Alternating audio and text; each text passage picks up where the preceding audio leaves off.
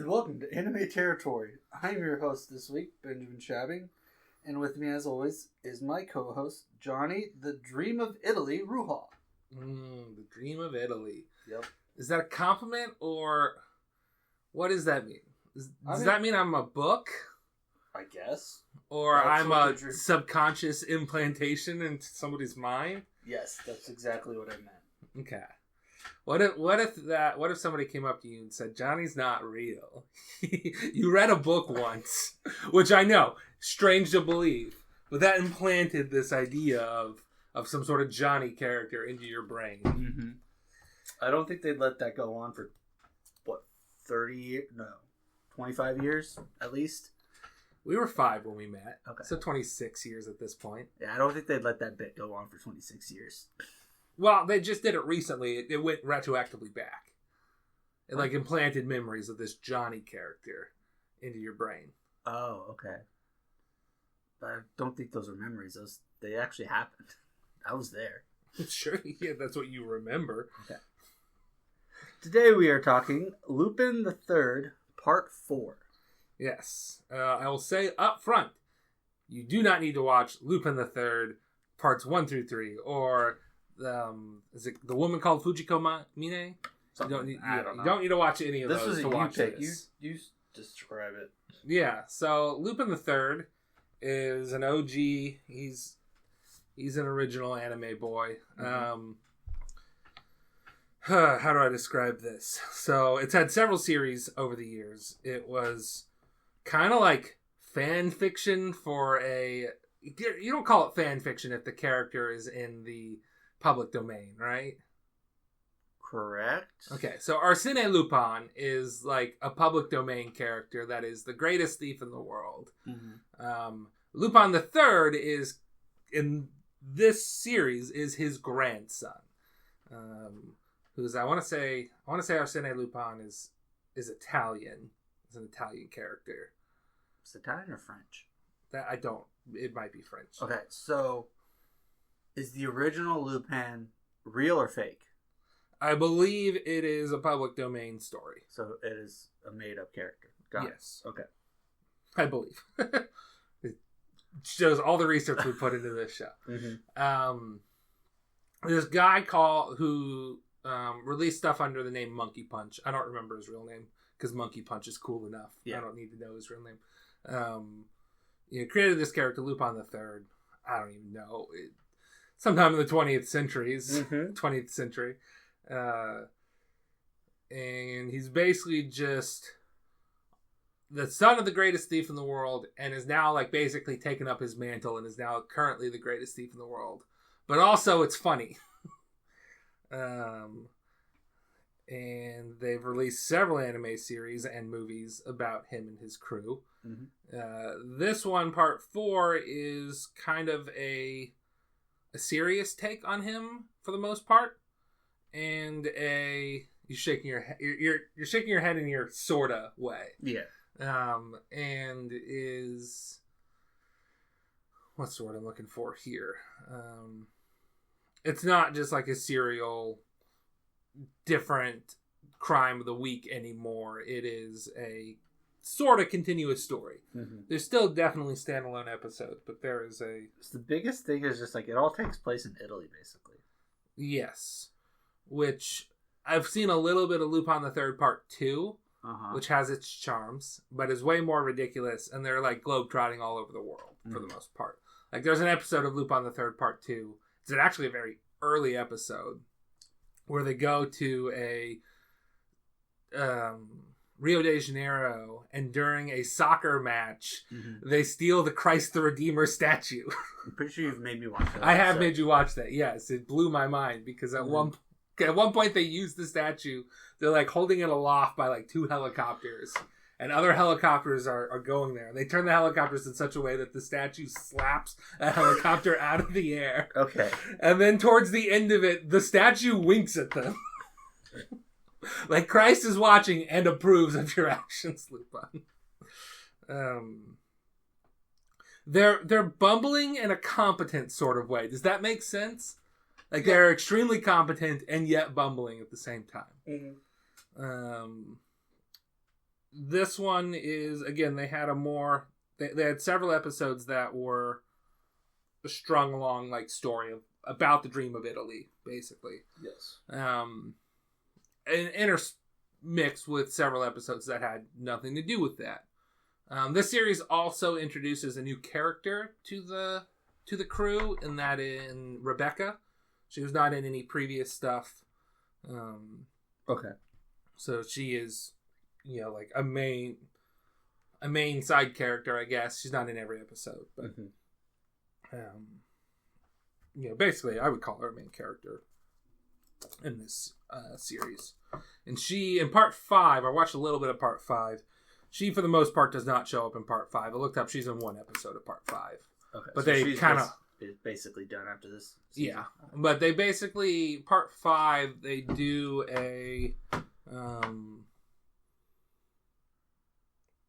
they have like another new female character that kind of becomes a main crew member sort of thing. But that one's a hacker girl. Ooh, interesting. She a witch? I don't think she's a witch hacker, but maybe. I haven't seen all of it. In part 5, they also made a very deliberate choice to say, hey, here are serious episodes and here are silly episodes, and they denote that by changing his jacket color.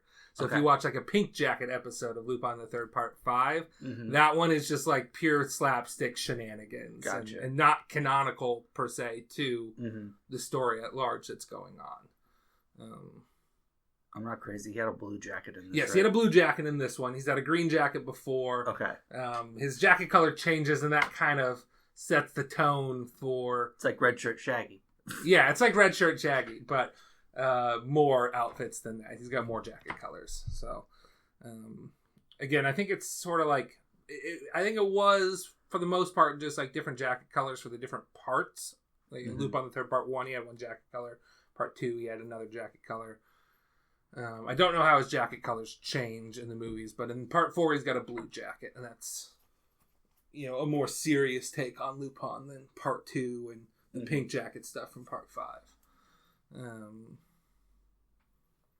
But I mean, I don't know. Do you want me to go over the cast of our usual characters here?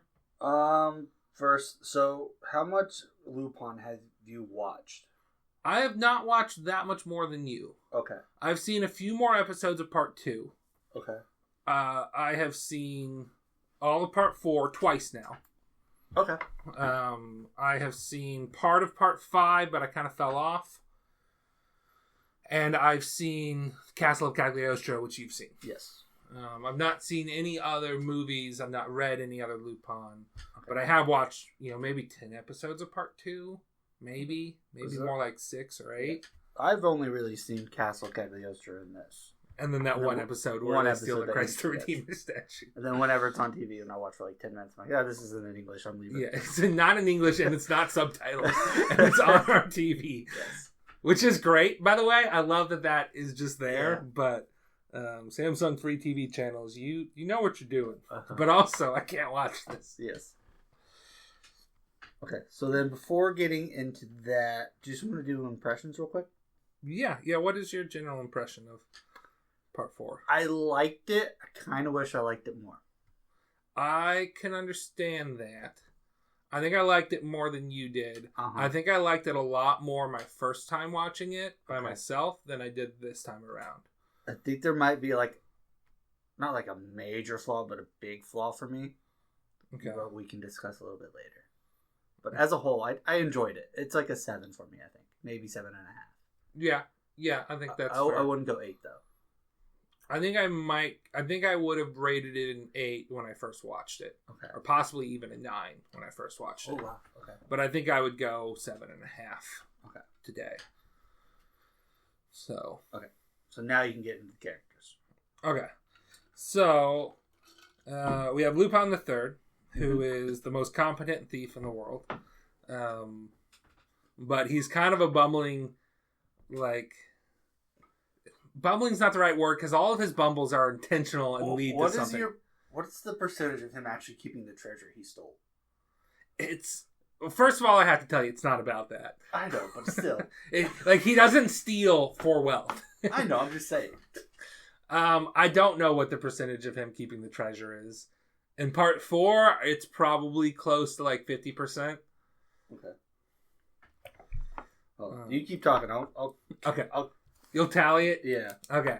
So we have... Yeah, so he's kind of an oaf, is I guess the word that I'm looking for. A goofy guy.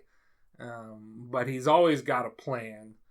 And basically everything he does is in service to that plan. It may just not realize it at first. Mm-hmm. He's pretty much always joined by Jigen, mm-hmm. who's basically the most accurate marksman in the world. Yeah. He prefers using like a specific type of pistol, which I'm sure a lot of big Lupin fans know exactly what pistol he's using. Does Lupin use a Derringer? Is that what he uses? I don't remember. Don't quote me on that. But Lupin's also pretty good with a gun. He's just not, superhuman levels good with a gun like Jigen is. Goemon is also normally with him, though is more. He's not always there. He is a samurai and an assassin that is basically there as muscle. So he can pretty much slash anything, including cars, with his katana. And is there to kind of, get them out of tough scrapes where they need a little bit more muscle. He's not necessarily stealthy, per se. And he's not necessarily, like, attached to treasure hunting as much as the others. They are constantly either joined in or foiled by or working for a woman named Fujiko Mine, who is sort of the, what do they call that in noir films? The femme fatale? Yeah, she's sort of a femme fatale in that... Kind of rival? Yeah. She, steals the treasure out from under them a lot. Mm-hmm. She and Lupin are very much in love, but neither, and Lupin... That's not what this is. But it's not about them, admitting those feelings. When you look up her Wikipedia, it's if she thinks Lupin's dying, she'll admit something. Yeah. Or she thinks she's dying. But... They're career people. They can't. Yeah. They put the heist before each other. Yeah. Heist before bros. Except that Lupin would also, I don't know, there's an episode in this part where he's just oh, she's mad at me because I invited her to my wedding. And I have to go steal this jewel for her, so I guess I'll go do that. Mm-hmm. And then... Well, it's also the cruise ship one. Where it's they were on vacation, basically. She's like, oh, yeah. Can you bring this dog back? It's sure. Yeah, let's go out of our way to bring this dog back to this rich lady. And then the dog immediately runs off again because the dog hates the lady. There's a reward, technically, but also it's just Fujiko asked it. Yeah. Fujiko asks that we do that so that she can get the rewards. Yeah. I love Fujiko, by the way. What are your thoughts on Fujiko? I like Fujiko. It's great. She's also, I was reading up on her character, because I want to know more about what her series was about. Mm-hmm. Because the original Lupins were more, episodic and weren't necessarily connected to each other, she's had a lot of different backstories. Okay. Also, her design is pretty much the only character design that changes in between series. So, Lupin, other than Lupin's jacket color, but Jigen, Goemon, and Lupin are pretty much always the same design. Yeah. And Fujiko's varies wildly. Mm-hmm. She's also apparently won a lot of most beautiful anime character or most fashionable things in Japan over the years. So she is most certainly a fashion and sex icon of Japan. Okay. Then we have maybe my favorite character is Inspector Zenigata. Oh, he's the MVP, baby. I love Zenigata. Because, he's the one that... He's the Interpol, or ICP, right? Yeah, it's Interpol, but I don't know if they actually say Interpol. Inspector that is basically trying to catch Lupin. His whole life is trying to catch Lupin. And they make him a bumbling oaf most of the time, even more than Lupin is. Yeah. Like, he's constantly getting tricked by them. Mm-hmm. But especially in this part, you can see that he is legitimately very good at his job. Yes. So I think we talked about this briefly, but they do that thing in shows sometimes where it's like, hey, this guy that always gets foiled by the protagonist, when you put him up against anybody else, he like dominates them because they're not as good as the protagonist. They might like do like one episode of that. Uh-huh. Or they might do one where it's like somebody else comes in and they are, they're trying to face off against the protagonist, and they're nothing compared to the guy. They might do 1 or 2 episodes like that. And they do that in Lupin Part 4. But they also, I feel like, do a good job of showing in his normal interactions with them how he is competent. Like, he doesn't, like, he's always like, okay, I'm going to check you to see if you're wearing a mask. This could happen. Like, He's like always knows where Lupin is. Yes. They can't stay away from him. Sometimes it's by accident, but a lot of times it's like, yeah, I know you're here. Mm-hmm. And I think they do a good job of showing like, oh yeah, he's clearly like making good calls and making right decisions. He's just one step behind at all times. There's like the episode where he's protecting that mafia lady. Yeah. Where he shows his skills. There's the episode with the other detective where he's like, yeah, you don't know what Lupon's capable of. Why would you do that? Like, detective sucks. Yeah. And then there's like the other episode where Lupin keeps escaping prison. He's like, yeah, I told you this was going to happen.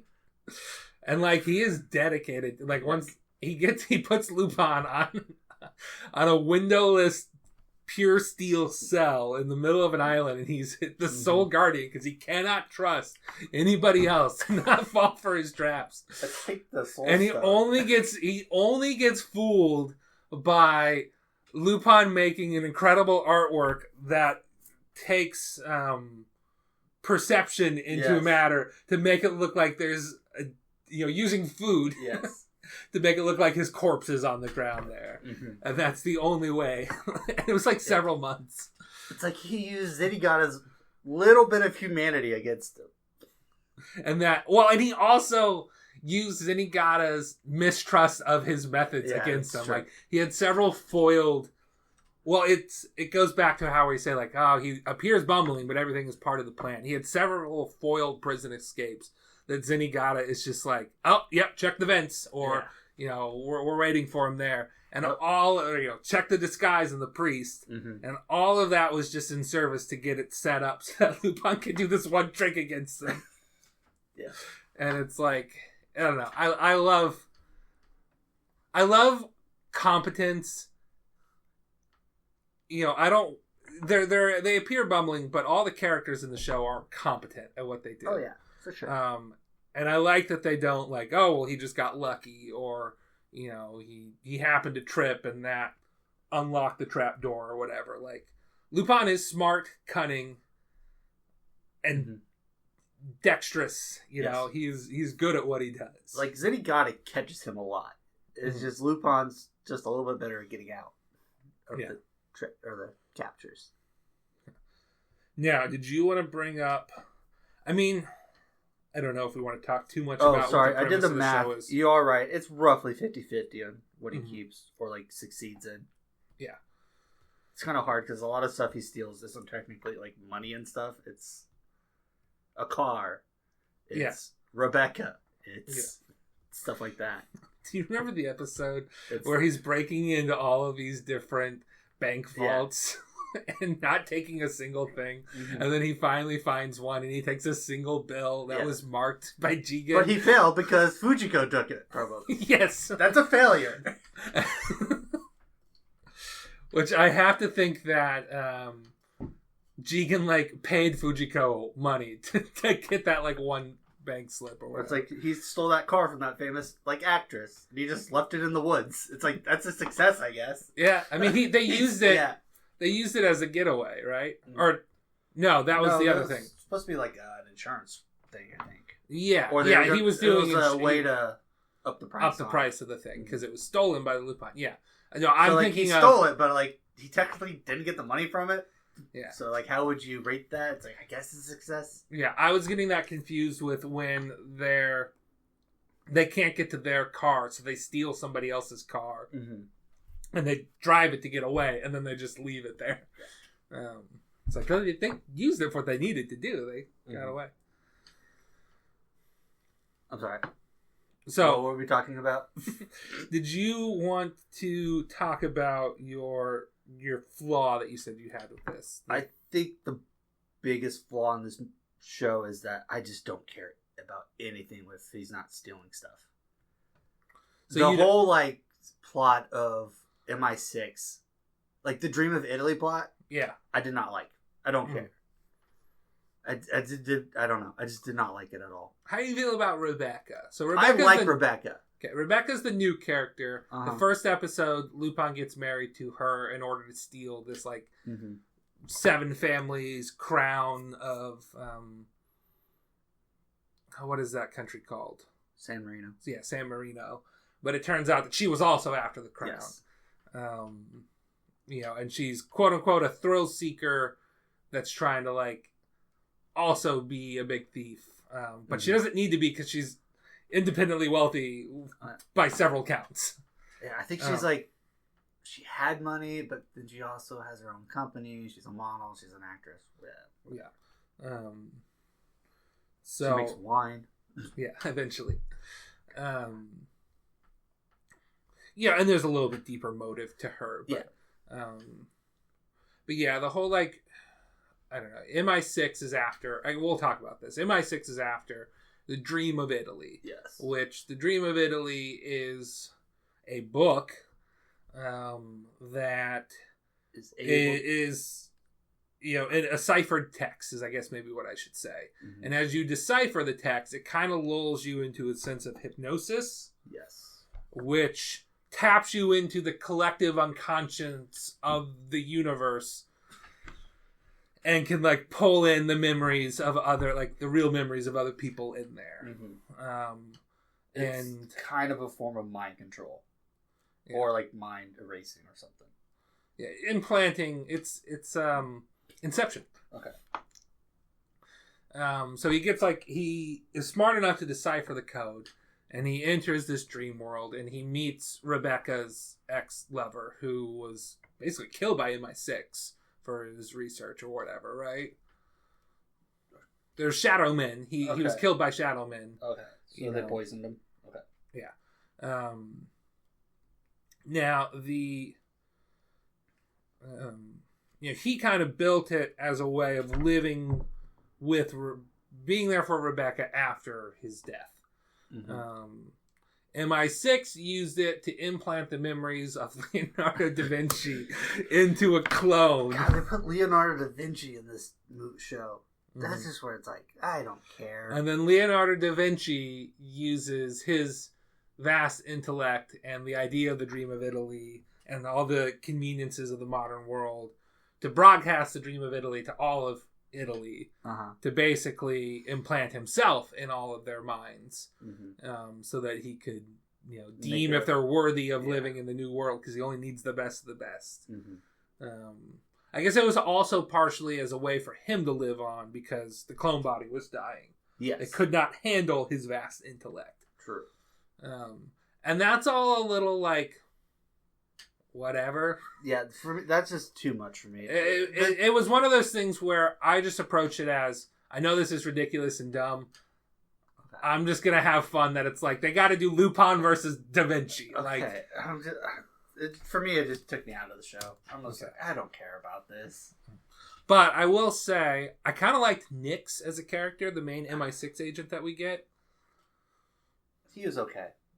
He's another part where I just didn't really care. Well, I feel like he was the catalyst for some really fun action chase scenes, too. Yeah, he wasn't the worst part. For me, it was more... It was the Leonardo part, where I'm just like... It's a little ridiculous. This is ridiculous. But, I don't know. I don't think that's that big of a flaw, per se, because I feel like it still led to a lot of fun stuff. It's just... I also really I don't know if the Leonardo part did. The only part that was kind of cool was the Mona Lisa episode, where it's just like, oh, there's 2 originals. Because one of them was literally just painted by... That's like the only part I'm like, okay, that's kind of cool. Mm. I liked in the last 2 episodes when Leonardo da Vinci is facing off against all of the main cast in their mindscape. And we get to see just how cool they are. Mm-hmm. Like Jigen gets like this really old gun that's got like it's way off. It's not finely calibrated or anything. And he misses like one shot. And then he waits a while, and he's just like, okay, I got the weight of this down. I know its trajectory. And then he, is able to beat him with inferior things, And Fujiko's cheating at the cards, and Goemon is using swords that he's not familiar with. I thought that was all, like, fun, badass moments. I also like when the fact that Lupin then uses the machine to put himself into Rebecca, because Rebecca fails, and he's fighting off against Leonardo. And then we learn that it's not, like he beats him in that. We get to see him in Rebecca's thing. It's not our Lupin. It's a copy of Lupin in Rebecca's mind. That part's whatever. But then at the end, when it's just like, oh no, it's not just Rebecca's mind that I entered. I entered everybody in Italy's mind. And I beat you, 2 million times out of 2 million times. Like, it's not a fluke that I... was better than you, or that I knew Rebecca better. I am that good at this. So I don't know. I thought that moment was fun. Okay. In the mindscape in Rebecca's thing where we spend the whole episode, whatever. Yeah. But it's very hard to do those episodes where you're just like, all right, we're in the mindscape and anything is real, which means you're like, if you don't believe in yourself, or you gotta like, it's so hard to do that right, I think. Yeah. And it's so hard to make it super interesting, I feel like. Because like, if anything can happen, then like, how do you even like start to perceive what should be happening? I don't know. It lost it for me. Would you, I guess my next question is, would you at some point watch Lupin the Third Part 5? Probably. Okay. I don't remember exactly what the overarching plot of that one is, because again, I only got so far into it. Mm-hmm. Would you watch more Lupin the Third movies? Sure. Okay. So what that tells me is that one of these days we're going to watch Lupin versus Detective Conan. Okay. Because that's a movie or 2. Nice. Man, do you think they make a Lupin versus Dracula movie? I'd watch that. I feel like that's an episode. They probably. I think if we look hard enough, there's probably something about it. Well, there's probably one where he's fighting off against a vampire, but it's like a Scooby-Doo guy in a mask sort of thing. No, I think there's real vampires. Well, there was an episode where there was a real ghost in there you go. Part 4. Uh-huh. See, part of me wants to go and watch Lupin the Third Part 2, which I think is the biggest part. Okay. But a part of me is also like, it's very dated. Mm-hmm. And Lupin is very much a scoundrel and a sex pest at times. Gotcha.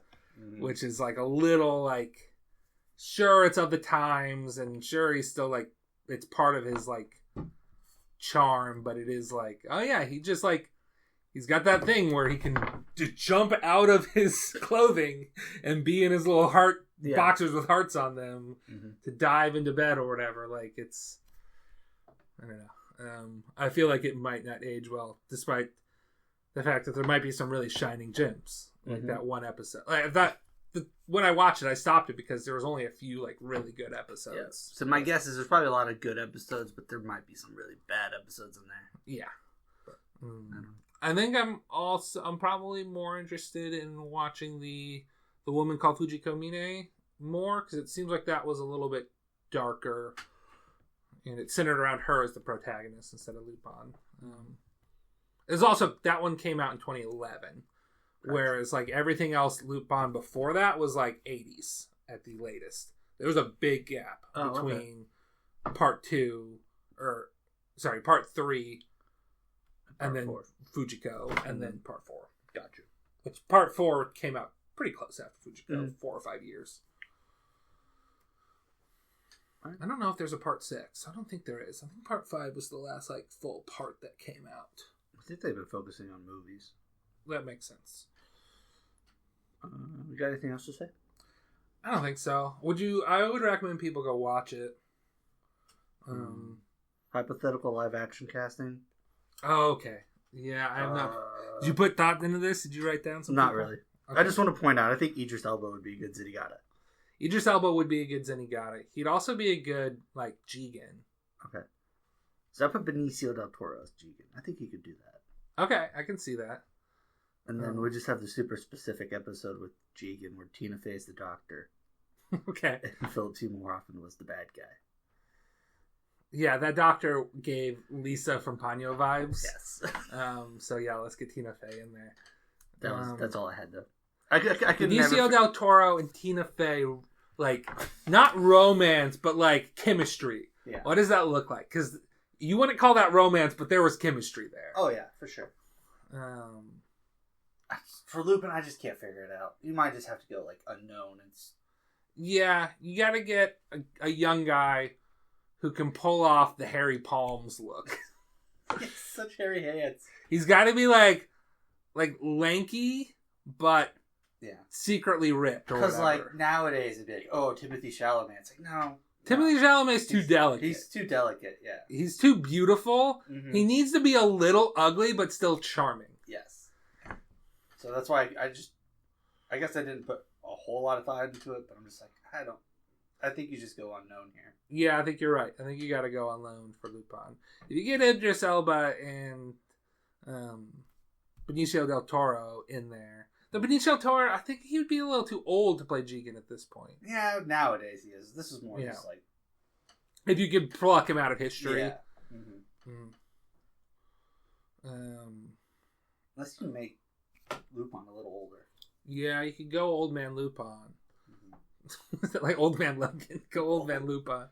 All right, write that down. Old man Lupin. Okay, what's Wolverine act? Hugh Jackman. Get Hugh Jackman to play old man Lupin. He could do Harry. Yeah. Yeah, he's too gruff though. He wouldn't. No, he can't do Lupin. I guess old Lupin maybe. He could do old Jigen. Okay. I could see. He could even do Zenigata. Maybe. I don't know if he. He does a lot of comedies and stuff, but I don't know if he can pull that off. We'll see. I don't know. We'll see. So this is happening. Yeah, we're deciding right now. Ham City Productions, baby. City Productions. Did the podcast know about Ham City? Oh, I have no idea. Yeah, we live in a town that we shortened to Ham City. Yes. And we made up a hockey team called the Ham City Hawks. Mm-hmm. Got jerseys printed with... It's not Porco on them, but I basically told my mom to draw Porco. And that's what they printed on the... It was inspired by. Yeah, inspired by is a good answer. Okay. The other tangents I have is we can do either fake classes for these characters or Pokemon companions. Okay, let's do both of them. Okay. These I have written down. Okay. So what do you have for your Pokemon companions? Okay. And I have not put any thought to this, so I'm gonna kind of jump off of what your thoughts would be. So again, these are just what maybe not exactly, but the kind of the theme I'm going for. Lupin, I have Staraptor or a Talonflame. I think he's more of I think he would have a flying type. Okay. What if I threw out Thievul? Thievul's too No, you know what? Thievul would be Fujiko. Look at that. That's a Fujiko Pokemon. Yeah, I don't know. He's too derpy for me. I don't like Thievul. Oh, I think he looks a little suave. No. At least in official artwork. That mask is too derpy for me, I think. I don't like Thievul. Thievul evolves from Nickit, right?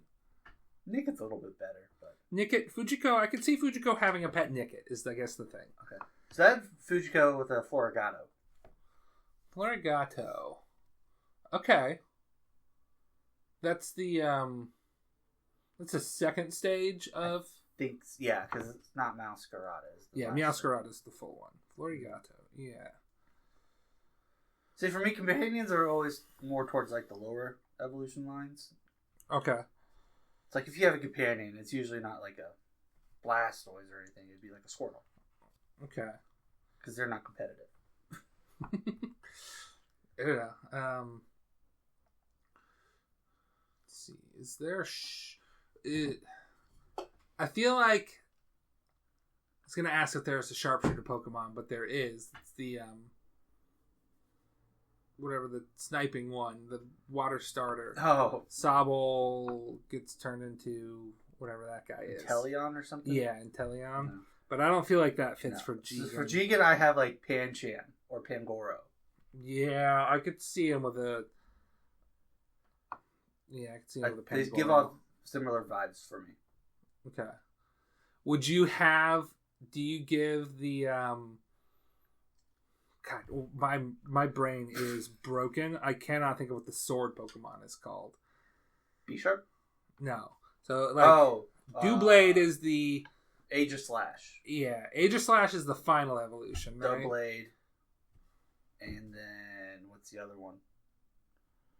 That's why I can't think of it either. Honedge. Honedge. Would you give him a Honedge? I don't know. If you're gonna give Jigen the Honedge? No, Goemon. Goemon. I have B-Sharp. I can see B-Sharp. I don't know. For me, it just feels weird if his companion is like the sword he uses. I don't know. Just having a sword, you could. Yeah, I would give him B-Sharp and Honedge. Okay. He wouldn't like use Honedge, but he'd be like I like that guy. This guy understands it. Okay. He understands me. But you could also go like the samurai angle and go like Hariyama. I guess. Isn't Hariyama more sumo? I don't know. He gives... Or like Metacham? Metacham's a meditation one. Yeah, Metacham's meditation. Hariyama is definitely sumo, but it feels like it's mixed with samurai vibes. Because it's almost like he's got a Hakama on. Okay.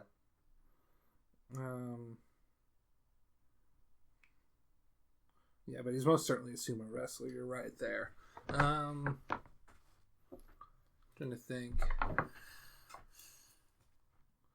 Zenigata feels like he might have like a Lucario. Okay. What do you have for Zenigata? I went more like Growlithe Herdier. Okay. More like you went with the police officer trainer type. Okay. The wild card I did right now for Zenigata though was a Psyduck. Okay. Because I think Zenigata with a Psyduck is amazing. I think that's a good cut. I'm like, I just want him to have a Psyduck. No, that's a good pull. Psyduck for Zenigata is most certainly correct. Just every time like Lupin gets away, Psyduck's just like sigh. And then, so here's my new headcanon. Okay. Zenigata retires, and he passes on his Psyduck to his, I don't know, granddaughter or niece. Let's go with niece. Okay. And that is the girl who has a Psyduck in the Detective Pikachu movie. Okay. That Psyduck's seen some shit. That's why he's so bad. He's seen some shit. Yeah. Okay. So Rebecca, I have a Vulpix. Either one. I think she would have both. Both? Okay. Yeah. And that's all I did. I didn't do Nyx or Leo because I didn't care. Nyx or Leonardo da Vinci. Yeah. Leonardo da Vinci would have a Kling Klang. Okay. The gear Pokemon. Yeah. Mm-hmm. That's the fully evolved one, right? Kling Klang? Yeah, I think it's Kling Klang and Kling Klang. Yeah. And then Nyx would probably have a Crobat. Okay. I don't know why I immediately thought Berserker. I mean, he goes berserk, yeah. Which I guess can transition into our fake classes. So is Nick's berserker? Oh yeah, for sure. Okay. Leo is caster because he already is a caster. Yeah. I didn't put Rebecca in it. That's fine. If you wanted to, she'd be like a ruler or something, though. Whatever. That makes sense, because she's one of those, like... The whole reason that she has access to that crown in the first episode is because she's one of, like, the ruling families of San Marino. Mm-hmm. So ruler fits. Okay. Lupin is rider. Okay. Specifically, like, he has his iconic car? Yeah. Okay. That's his noble phantasm. He's also, like, we see him driving other cars. Like, the intro has him driving, like, a really nice-looking car. Yeah. And then he steals that one car to up the price there. Mm-hmm. And it's like, that car is a tricky bitch, but he gets it under control. Or he, like, gives in to what the car wants. Yeah. Jigen is archer. Yep. Because he's got a gun. Yep. Goemon saber, obviously. Correct. Yep. So this is where you kind of get a little... So what classes are left? Lancer and Assassin. Fujiko has to be the Assassin? Most certainly. Which means Zenigata has to be a Lancer. But, like... I don't know. I could see Zenigata as Lancer. Because, like...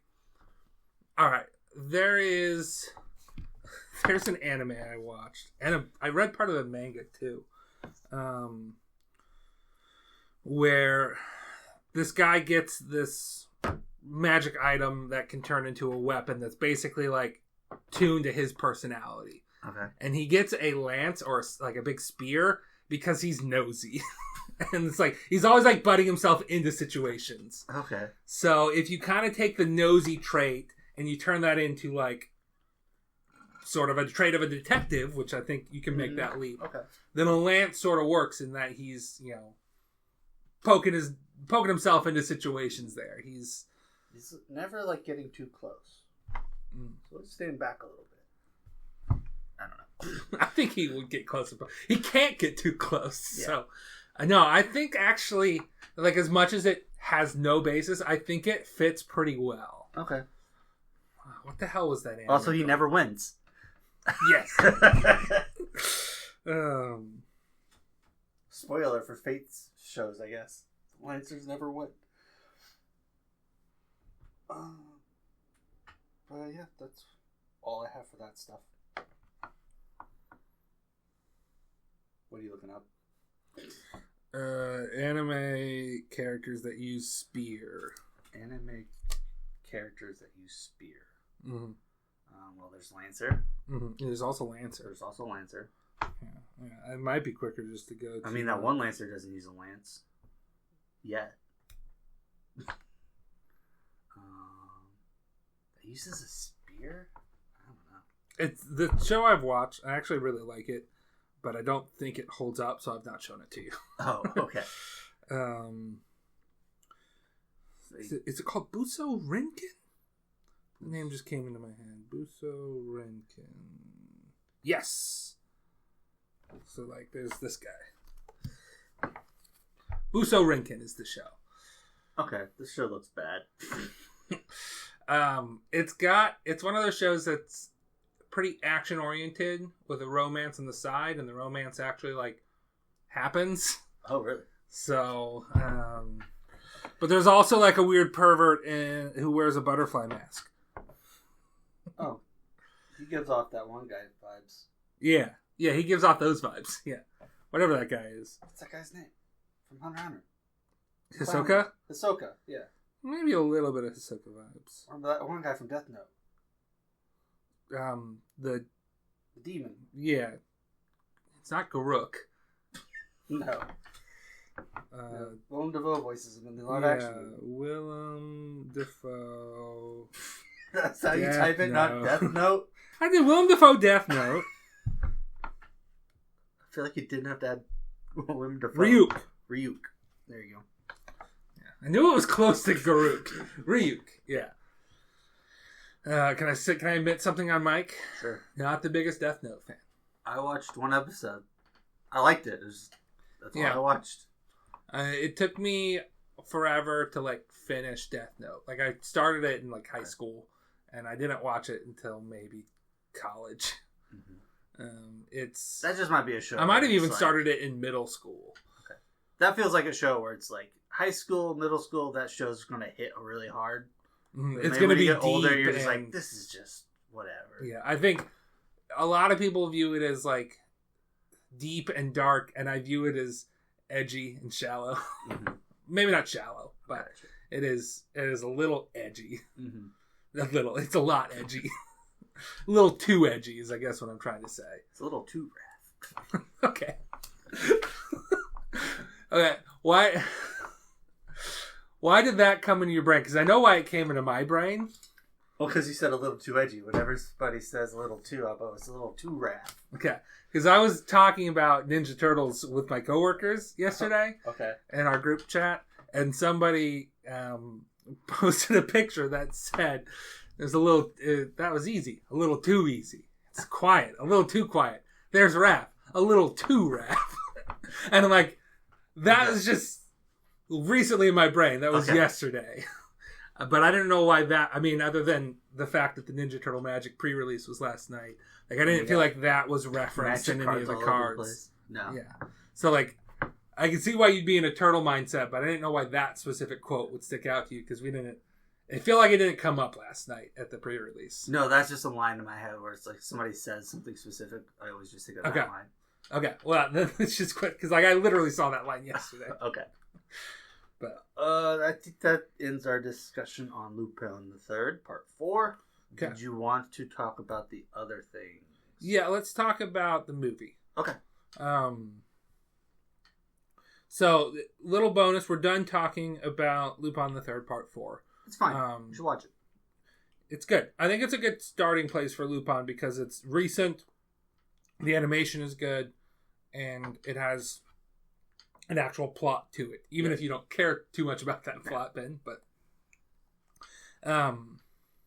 done talking about Lupin the Third, Part 4. Since we've moved to these monthly episodes, instead of trying to do a whole episode on, anime movies, which we may still fall back on at some point. Maybe.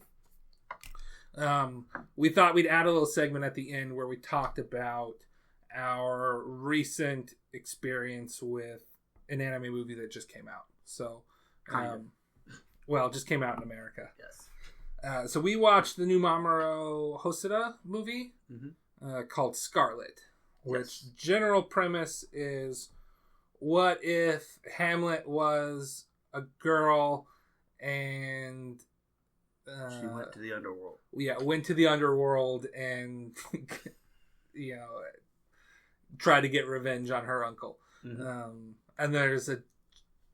because the underworld is removed from time, there's also a Japanese medic from the modern day accompanying her. I'll just say that guy was MVP. That guy was awesome. Yeah, that guy was cool.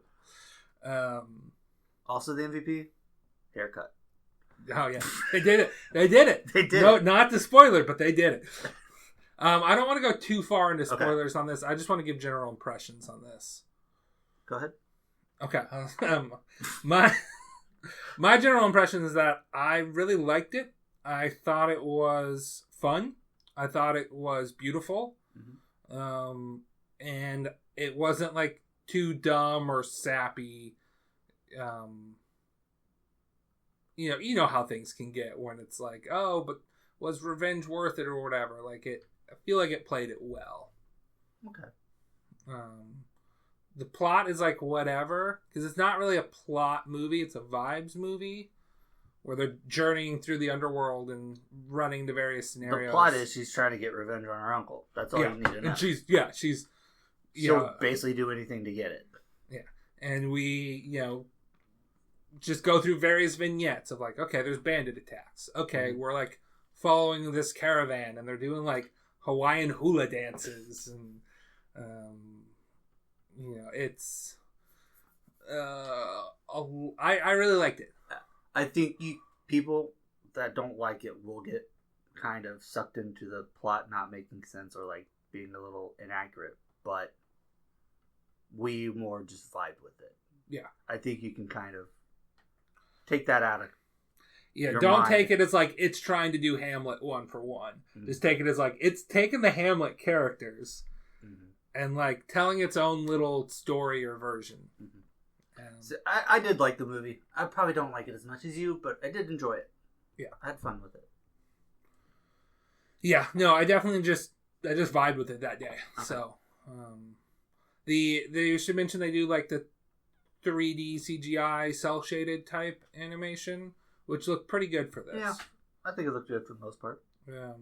Would I have preferred it to be beautiful hand drawn animation? Yes, but I thought it was pretty enough to look at with how they did it. So,